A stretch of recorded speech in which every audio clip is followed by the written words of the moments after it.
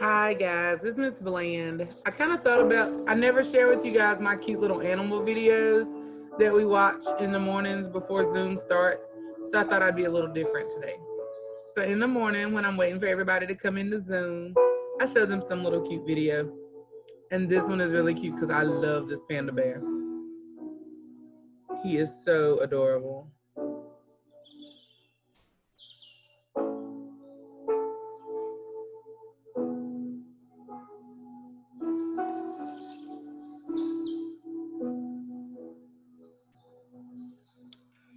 So I just thought I'd share a little piece of calmness.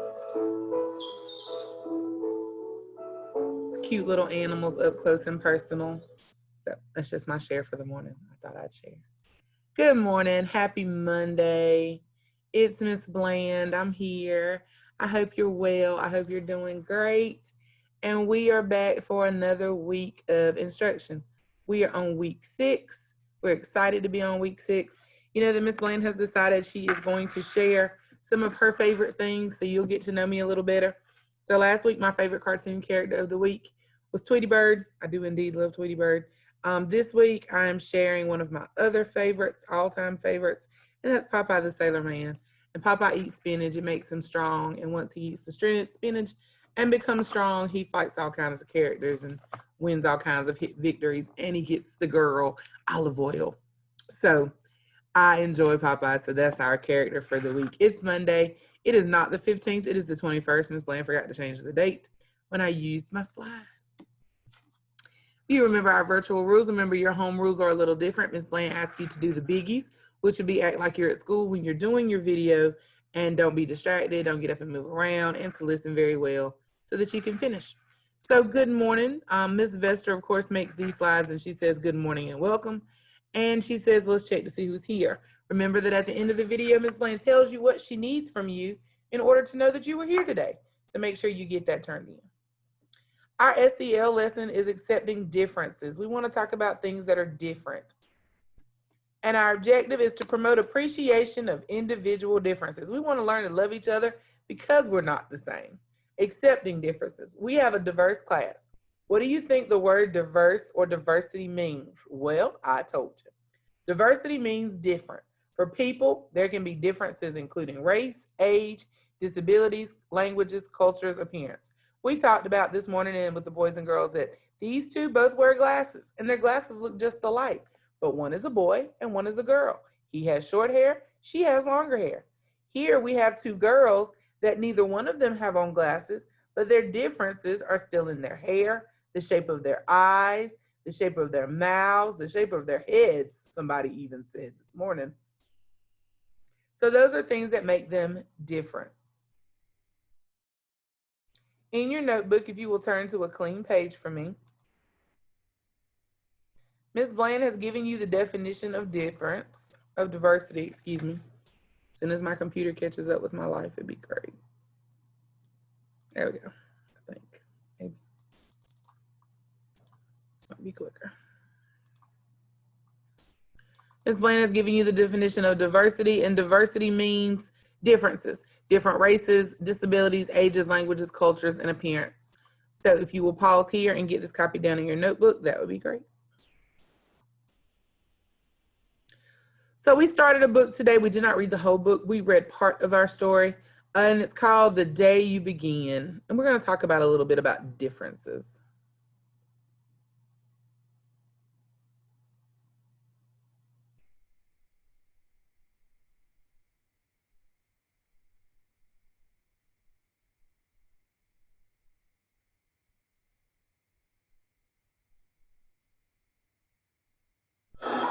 We just had the most amazing. Hello and welcome back to another edition of Sankofa Read Aloud. Today's story is titled The Day You Begin, written by Jacqueline Woodson, illustrated by Rafael Lopez. I hope that you enjoyed this beautiful story. There will be times when you walk into a room and no one there is quite like you. Maybe it will be your skin, your clothes, or the curl of your hair. There will be times when no one understands the way words curl from your mouth, the beautiful language of the country you left behind. My name is Rigoberto. We just moved here from Venezuela. And because they don't understand, the classroom will fill with laughter until the teacher quiets everyone. Rigoberto from Venezuela, your teacher says so soft and beautifully that your name and homeland sound like flowers blooming, the first bright notes of a song. There will be times when the words don't come. Once huge, now smaller. When the teacher asks, "What did you do last summer?" Tell the class your story. "We went to France," Shayla says. "These shells came from a beach in Maine." A boy named Jonathan holds out a jar filled with tiny shells so fragile they look like they'll turn to dust in your own untraveled hands. My whole family went to India, Spain, South Carolina. Each souvenir a small triumph of a journey. Their travels going on and on.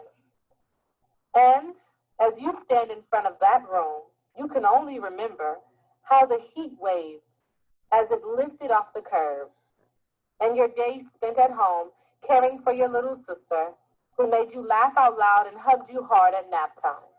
You can only remember the books you kept on reading long after she had fallen to sleep.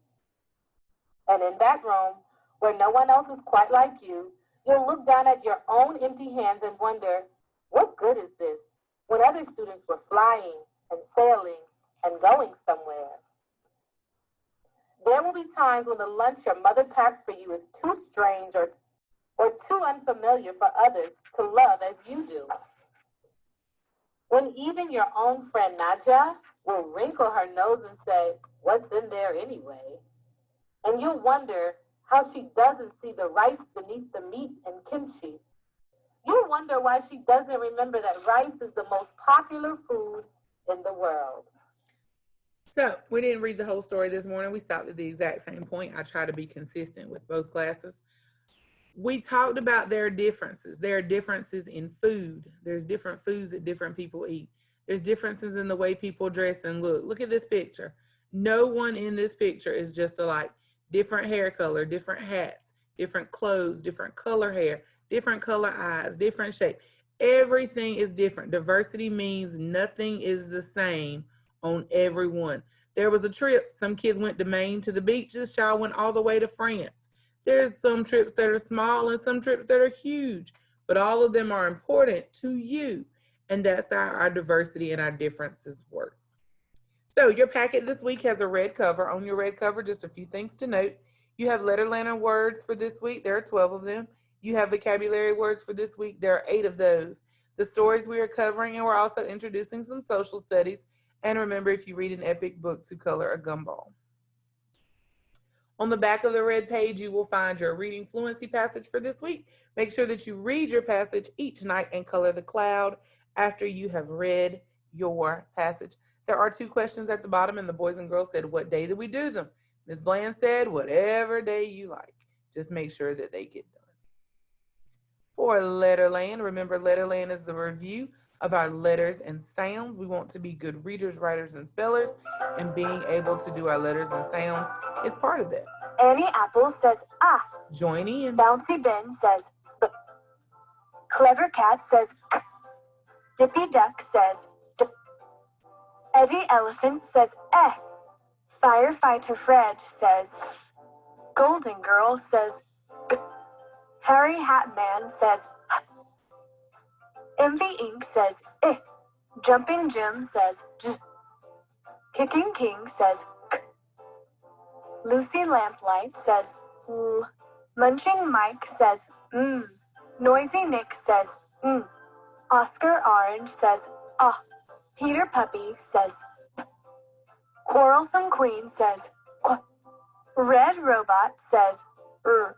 Sammy Snake says, "S." Talking Tess says, "T." Uppy Umbrella says, "Uh." Vicky Violet says, "V." Walter Walrus says, "W." Fix-It Max says, "X." Yellow Yo-Yo Man says, "Y." Zigzag Zebra says, "Z."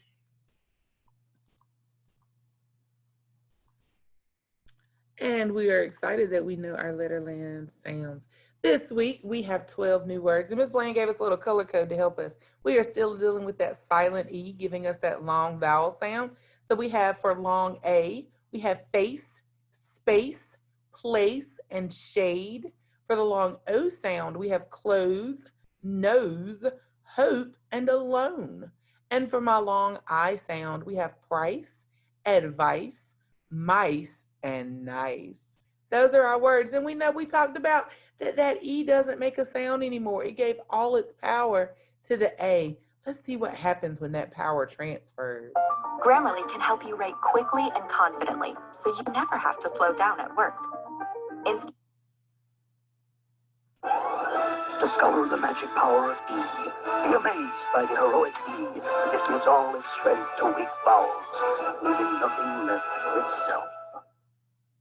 It's an ordinary day for E when... This weak little vowel can only make a weak sound. Hat.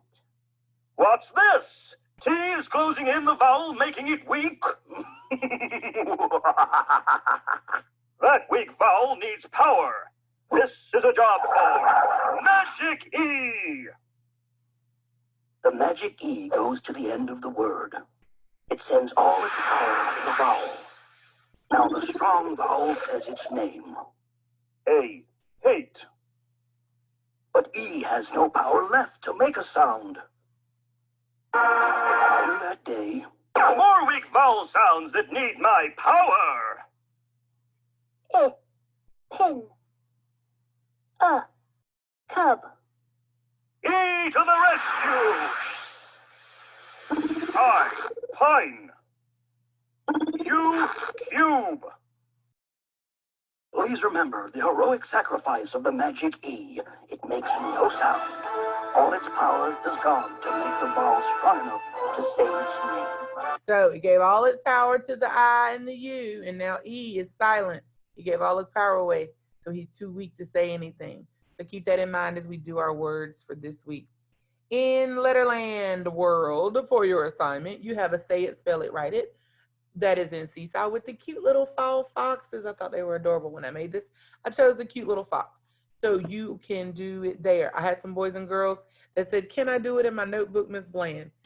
If that's your absolute wish, Miss Bland wishes you would do it on Seesaw, but I understand. Yes, you absolutely can. You can put your spelling words right there in the middle of your paper, and you can welcome to put them in your notebook. Of course, we'll always make a way for anybody that needs a way made. No biggie.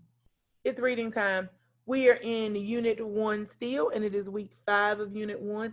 And our essential question deals with what happens when families work together. Working together is something we have to do.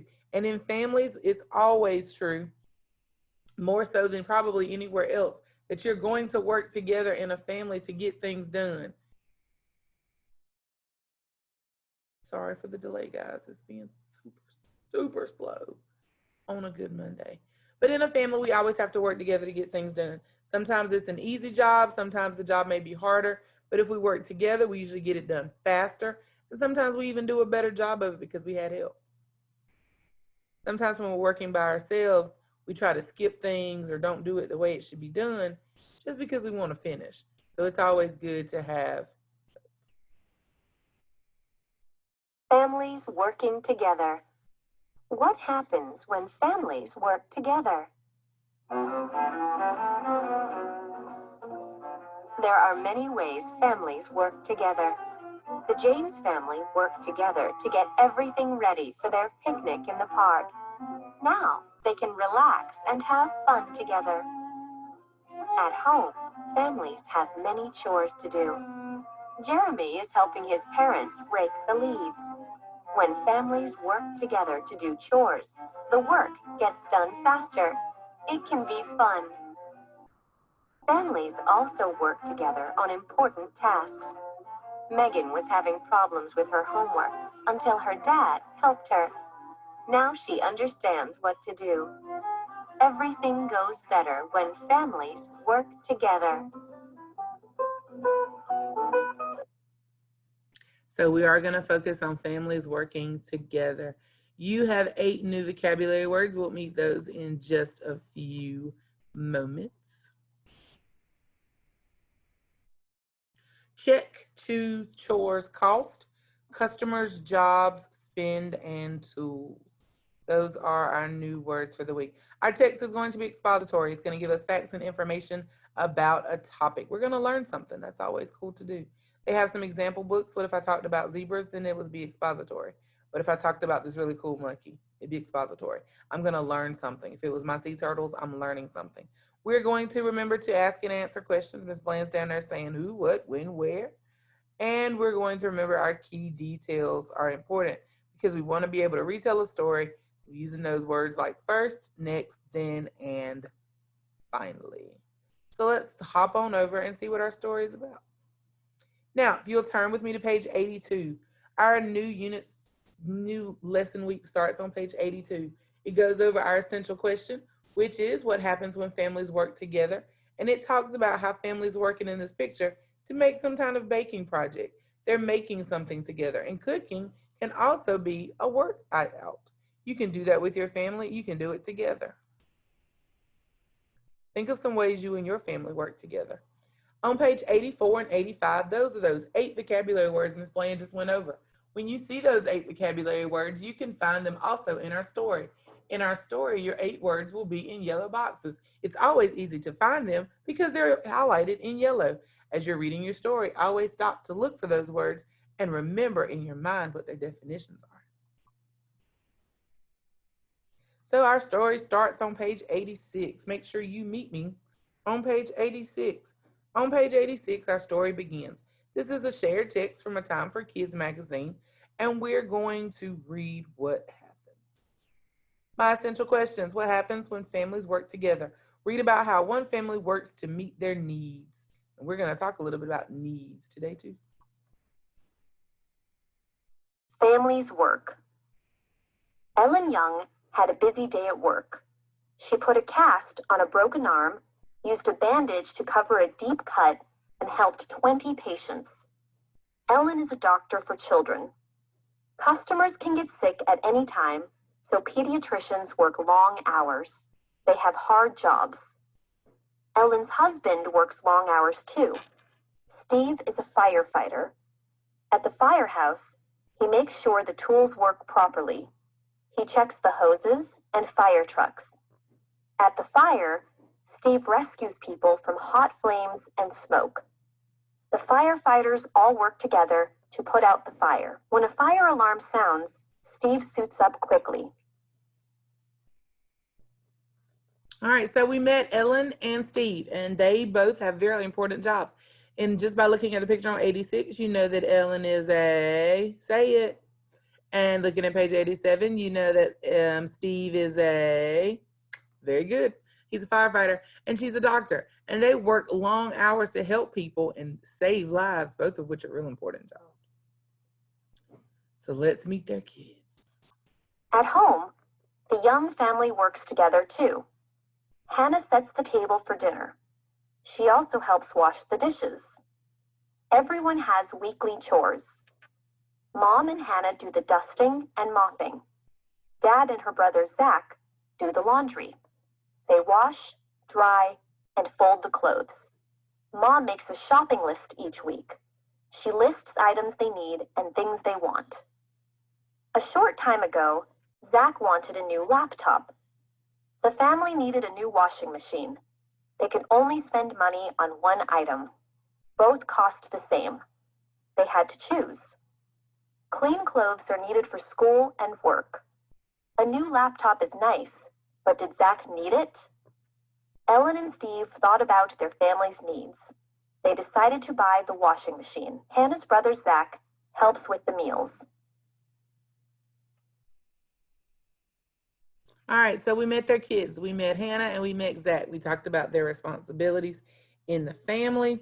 We talked about what they do, but then we got to something real important. We talked about some needs and wants that this family has. This family needs a new washing machine. Oh my. They have to wash and fold their clothes so they can have clean clothes to wear. That's important. We got to have clean clothes to come to school and go to work and all those places. And then Zach thought it would be nice if the family got a new laptop. But one of them was a need and one of them was a want. Interesting. What are some needs and wants? Needs, wants. Needs, water. Wants, skateboard. Needs, food. Wants, video game. Needs, shelter. Wants, basketball. Needs, clothing. Zach knows. So they needed a new washing machine. Zach wanted a new laptop, but they weren't the same thing. A need and a want aren't the same things. So one is a need and one is a want. And he needed that washing machine. Knows that his parents have busy jobs. They bring home money to pay for their needs and wants. They needed that washing machine. Zach still wants a laptop. The family has decided to save some money each week so they can buy it in the future. So they decided that that laptop was definitely a want. So their way of getting around it is, I want it. So what I'm going to do is we're going to save up and we'll hopefully get it later. And that's what we all have to do sometimes. You have to save up and get it later. So that's the way it goes. So make sure that that's the way you do it. Thank you. So let's move on. Let's talk about what you're going to do. You're going to do your you do. Your you do page looks like mine. You will use your story to answer the questions for your you do. Make sure you do. Now let's talk a little bit about possessives. A possessive is going to show ownership. We're going to show that we own something. So if you'll copy down these notes, we're going to talk about who owns it.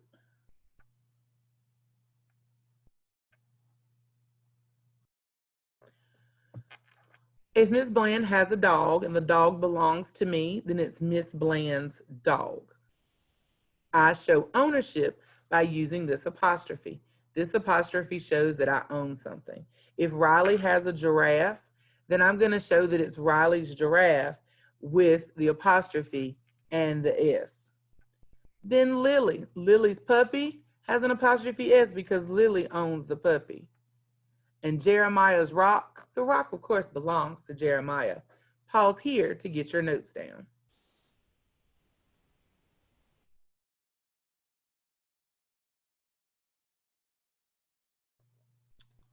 And then let's talk about our possessives.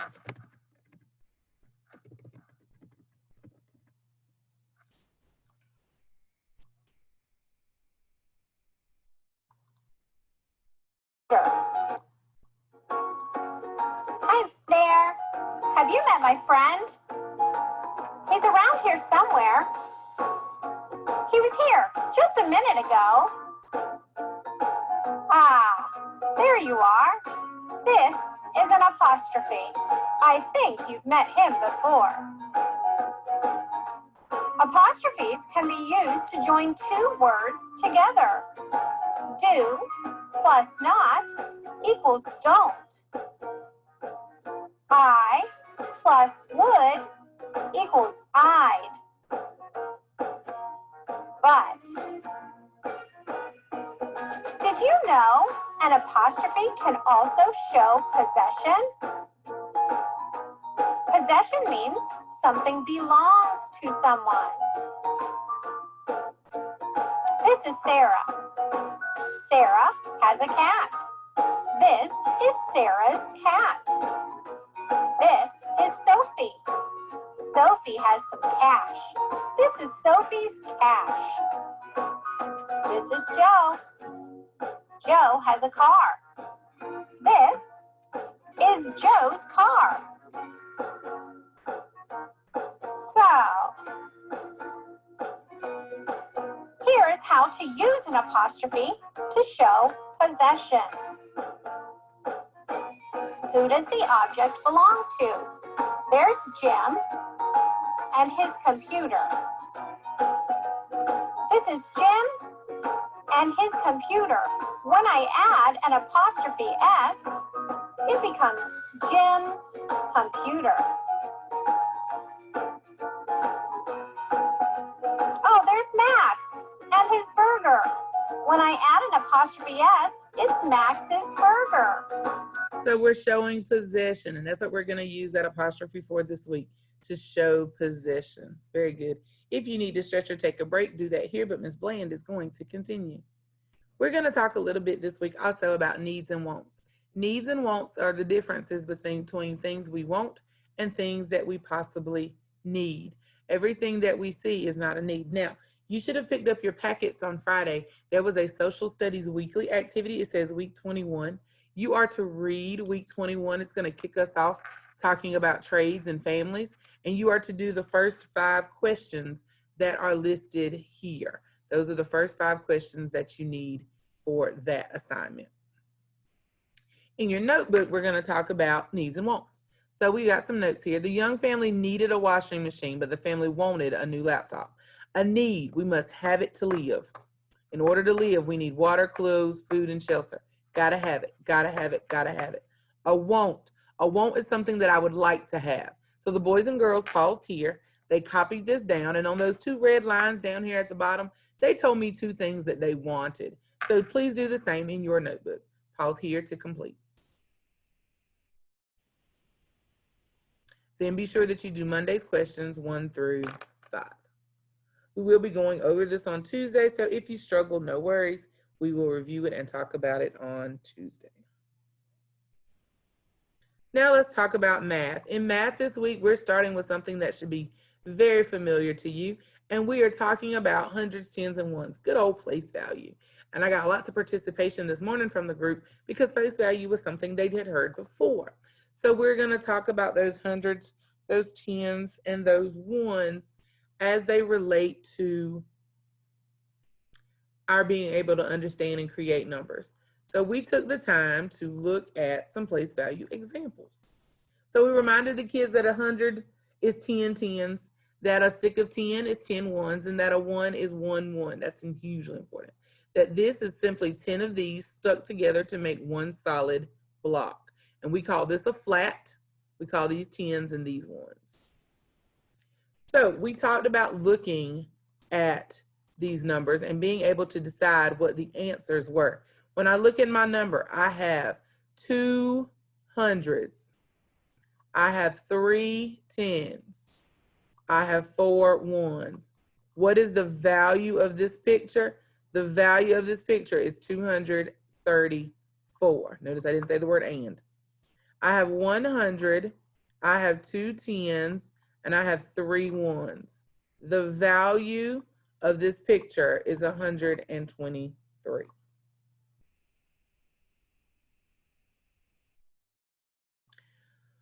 There are 300, 1 10, and 5 ones. The value of this picture is 315.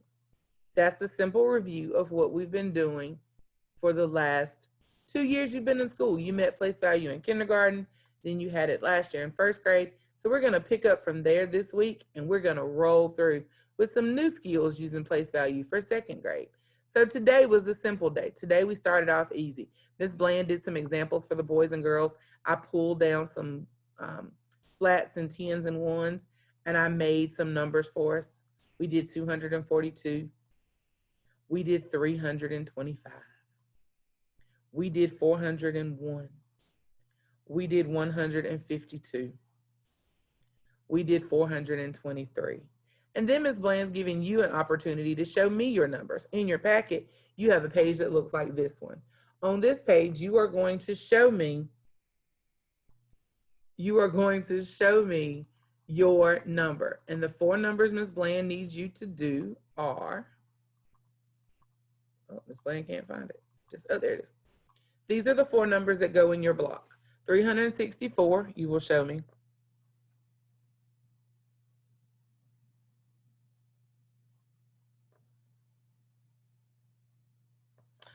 538, 271, and 149. Go ahead and copy those down for me. Pause here to copy.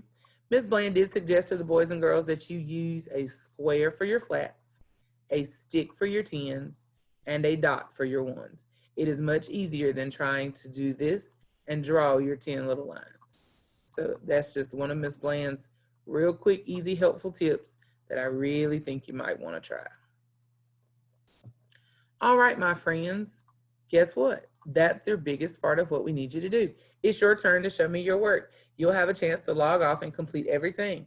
Thanks for doing a great job today. Remember virtually that you'll have a spelling assignment and a math assignment in Seesaw as we work our way to being those pretty blooming flowers. We are going to have our specials. Make sure you log in to see what Ms. Reason and Mr. D and Ms. Ellington are sharing for this week. I think Ms. Reason is sharing today. And remember, if you are joining us from the recording, you may submit your story questions or your math sheet for today's attendance. Talk about a great job, that would be you. You guys were amazing. So a recap of what you have to do has been sent to Mom and Dad in Dojo. Mom and Dad, feel free to let me know of any questions that you have or anything you can't find or don't know what to do. Hope you have a great day. Thanks for such a great job, and we will see you tomorrow. Air hugs and kisses and all my good wishes. Remember, if you've not completed your I-Station, you have until Friday to do so. If you need to come to school to take your I-Station, you may come to school any day this week, but Wednesday. But you need to sign up with me and let me know what day and what time you would like to come. But that does need to be done by Friday. I hope you have a great and fantastic afternoon. If you need anything, let me know. Love ya. Bye.